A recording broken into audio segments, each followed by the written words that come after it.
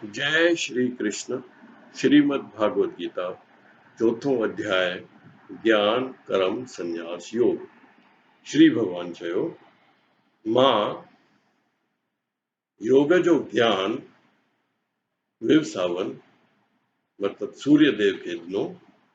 विवसावन पंहिंजे पुट मनुअ खे ॾिनो ऐं मनुअ पंहिंजे पुट राजा इक्ष्वाकुअ खे ॾिनो। इन्हीअ रीति ऋषियुनि ही योग जो ज्ञान विधि पूर्वक हासिल कयो, पर वक्त सां ही योग जो ज्ञान नीस्तो नाबूद थी वियो।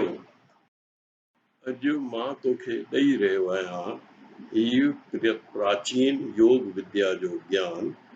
तूं मुंहिंजो मित्र आहीं, तूं मूंखे प्रिय आहीं ऐं तूं सम्झी सघंदे रहस्य हिन योग विद्या जे ज्ञान जो।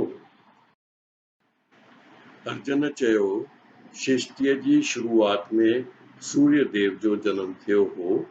मां कीअं मञा कि तव्हां ही ज्ञान सूर्य देव खे ॾिनो। श्री भगवान चयो मुंहिंजा ऐं तुंहिंजा अनेक जन्म थी चुका आहिनि। मूंखे त सभु यादि आहिनि, पर तोखे कुझु बि यादि न आहे।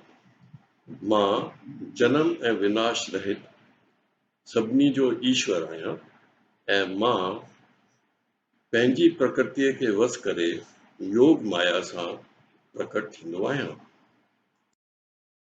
हे भारत, मां जॾहिं बि जिते बि धर्म घटिजंदो ॾिसंदो आहियां ऐं अधर्म जो वाधारो थींदो ॾिसंदो आहियां, तॾहिं रूप रचे साकार रूप में प्रकट थींदो आहियां।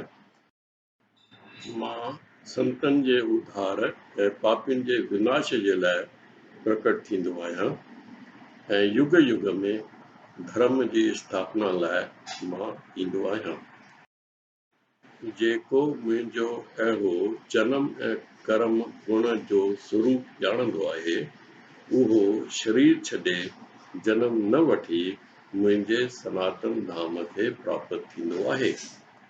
पहिरीं बि जेके मोह डप ऐं क्रोध ख़त्म करे सघिया हुआ ऐं मूं में भक्ति भाव सां प्रेम पूर्वक सदा स्थिर रहंदा हुआ, अहिड़ा मुंहिंजी शरण में रहण वारा ज्ञान तप सां पवित्र थी करे भक्ति भाव सां मुंहिंजे स्वरूप खे प्राप्त थी विया।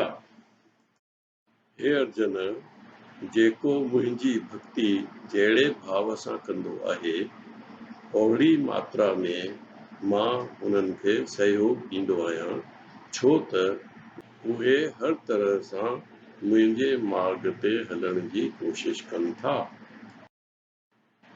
संसार में मनुष्य देवताउनि जी पूजा कंदा आहिनि, छो त उन्हनि जी कामनाउनि जी पूर्ति जल्दी थी वेंदी आहे। मां गुण कर्म जे आधार ते चैन वर्णन जी रचना कई। सृष्टि रचना जहिड़ा कम करण ते बि मूंखे तूं अकर्ताई मञ, छो त मूंखे कर्म फल जी इच्छा न आहे, तंहिं करे कर्म मूंखे नथा ॿधनि। जेको मूंखे ॼाणी मुंहिंजे पुठियां हले थो, उन्हीअ खे बि उन्हीअ जा कर्म नथा ॿधनि। पहिरीं बि मोक्ष चाहण वारनि इहो ॼाणी करे कर्म कया, इन्हीअ करे तूं बि इहो सम्झी करे पंहिंजा कर्तव्य कर्म कर। समझदार बि फ़ैसिलो करे कर्म अकर्म खे न सम्झी सघंदा आहिनि। मां तोखे चङी तरह सम्झाईंदुसि ऐं उहो सम्झी करे तूं कर्म बंधननि खां मुक्त थी वेंदे। सम्झणु खपे कर्म खे ऐं विकर्म ऐं अकर्म खे बि ॼाणणु खपे, छो त तमामु मुश्किल आहे कर्म जे ॻूढ़ खे सम्झणु। कर्म माना कोई बि कमु, अकर्म माना उहो कमु जेको फल जी इच्छा रहित भाव सां कयो वञे। विकर्म उहो कमु जेको न करण लाइक़ु आहे। जेको कर्म में अकर्म ॾिसे थो ऐं अकर्म में कर्म ॾिसे थो, अहिड़ो बुद्धिमान सभु कम करण वारो योगी आहे। जेको शारीरिक सुखनि जी इच्छा त्यागे करे कर्म करे थो ऐं सभिनी कर्मनि खे पंहिंजे ज्ञान रूपी बाहि में साड़े छॾे थो, अहिड़ो मनुष्य पंडितनि जी नज़रुनि में महापुरुष ऐं ज्ञानी आहे। जेको कर्म फलनि जी इच्छा त्यागे हमेशह ख़ुशि रहे थो, अहिड़ो मनुष्य कर्म कंदे बि कुझु बि नथो करे। जंहिं सभु कुझु त्यागे अंतःकरण खे जीते वरितो आहे ऐं सभिनी कर्मनि जे फलनि जी इच्छा जो त्याग कयो आहे, उहो शरीर द्वारा कर्म कंदे बि कॾहिं बि पाप खे हासिल नथो करे।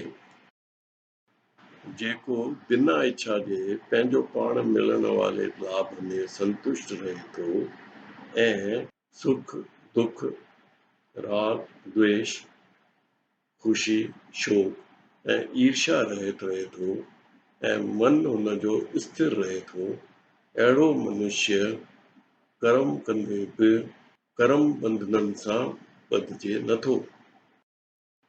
जेको शारीरिक लगाव त्यागे ब्रह्म ज्ञान में यज्ञ कर्म करे थो ऐं ज्ञान रूपी ब्रह्म में पंहिंजा सभु कर्म पूर्ण रूप सां विलीन करे थो, सुठा कर्म करे कर्मनि खे नष्ट करे बंधननि खां मुक्त रहे थो।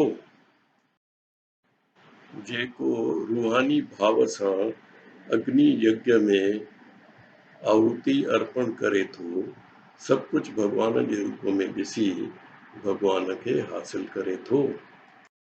कुझु यज्ञ कंदा आहिनि देवताउनि खे सांसारिक पदार्थ अर्पण करे, कुझु यज्ञ कंदा आहिनि आत्मिक सत्य में पंहिंजनि विकारनि जी आहुति ॾेई करे, कुझु यज्ञ कंदा आहिनि इंद्रियुनि जे विषयनि खे स्वयं बाहि में अर्पण करे, कुझु यज्ञ कंदा आहिनि इंद्रियुनि जे विषयनि खे इंद्रिय रूपी बाहि में अर्पण करे, कुझु यज्ञ कंदा आहिनि आत्म संयम अग्निअ में इंद्रियुनि जी ताक़त अर्पण करे ऐं कुझु यज्ञ कंदा आहिनि इंद्रियुनि जी ताक़त खे कर्मनि में अर्पण करे, कुझु यज्ञ कंदा आहिनि धन संपत्ति दान में ॾेई करे, कुझु यज्ञ कंदा आहिनि तपस्या रूपी कठिन महिनत करे, ॿिया यज्ञ कंदा आहिनि तमामु मुश्किल योग जो अभ्यास करे, कुझु यज्ञ कंदा आहिनि वेद पढ़ी ज्ञान में माहिर थी करे, कुझु यज्ञ कंदा आहिनि प्राण वायु ऐं अपान वायु जो हवन करे ऐं कुझु यज्ञ कंदा आहिनि प्राण वायु ऐं अपान वायु खे रोके समाधीअ में वञी करे ऐं कुझु यज्ञ कंदा आहिनि आहार घटाए प्राण वायु खे प्राण वायु में हवन करे। इहे सभई यज्ञ करे पाप कर्मनि खां मुक्त थी वेंदा आहिनि। हे कुरुश्रेष्ठ अर्जुन, योगी यज्ञ जो अमृत चखी सनातन पर ब्रह्म खे प्राप्त थियनि था।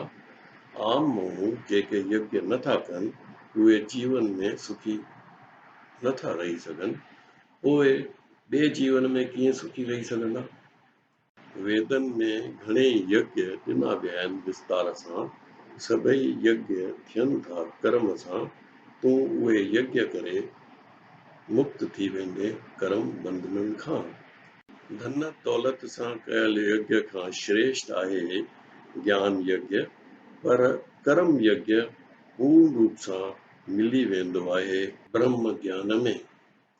इन्हीअ ज्ञान खे तूं तत्व दर्शन वटि वञी करे सम्झ, उन्हनि जी सेवा करे कपट छॾे सरलता सां उन्हनि खां पुछ त उहे तत्व ज्ञान जो विस्तार सां उपदेश ॾेई करे तोखे सम्झाईंदा। हे पांडु पुत्र, तत्व ज्ञान खे ॼाणी करे तूं वरी कॾहिं बि मोह में न फसंदे ऐं इन्हीअ ज्ञान जे हासिल करण सां तूं ॾिसंदे कि सभई प्राणी में ई आहिनि। जे सभिनी पापियुनि में सभिनी खां वॾो पापी तूं मञियो वेंदो आहीं त बि तूं ज्ञान रूपी ॿेड़ीअ में दुखनि जे महासागर खे पार करे सघंदे।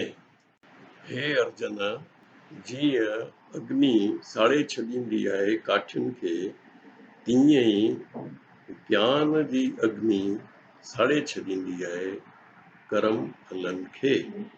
दुनिया में दिव्य ज्ञान जे अलावा ॿियो कुझु न आहे जेको शुद्ध कंदो आहे। जेको योग जे लंबे अभ्यास सां पवित्रता प्राप्त कंदो आहे, उहो वक़्त सां हिन ज्ञान खे पंहिंजे दिल में प्राप्त कंदो आहे। पूर्ण ज्ञानवान मनुष्य जेको पंहिंजनि इंद्रियनि खे पंहिंजे वस में करे वठंदो आहे, उहो दिव्य ज्ञान प्राप्त करे परम शांति प्राप्त कंदो आहे। संशय सां जेको हिन ज्ञान में विश्वास न रखंदो आहे, उहो पतन खे ई प्राप्त थींदो आहे। अहिड़ी आत्मा न हिन जीवन में न ईंदड़ जीवन में ई ख़ुशी प्राप्त कंदी आहे। हे धनंजय, जेको कर्म योग सां पंहिंजे कर्मनि खे परमात्मा खे अर्पण कंदो आहे ऐं विवेक द्वारा पंहिंजी सभिनी शंकाउनि जो नाश कंदो आहे, अंतःकरण खे वस में करण वारो कर्म बंधननि में न ॿधिजंदो आहे। हे भरतवंशी अर्जुन, तूं ज्ञान जी तलवार सां मन में उथंदड़ सभिनी संदेहनि खे ख़त्म कर ऐं उथी बीहो। पंहिंजे पाण खे कर्म योग में स्थापित कर। इन्हीअ तरह श्रीमद् भगवद गीता रूप उपनिषद ब्रह्म विद्या हेठि श्री कृष्ण अर्जुन संवाद जो कर्म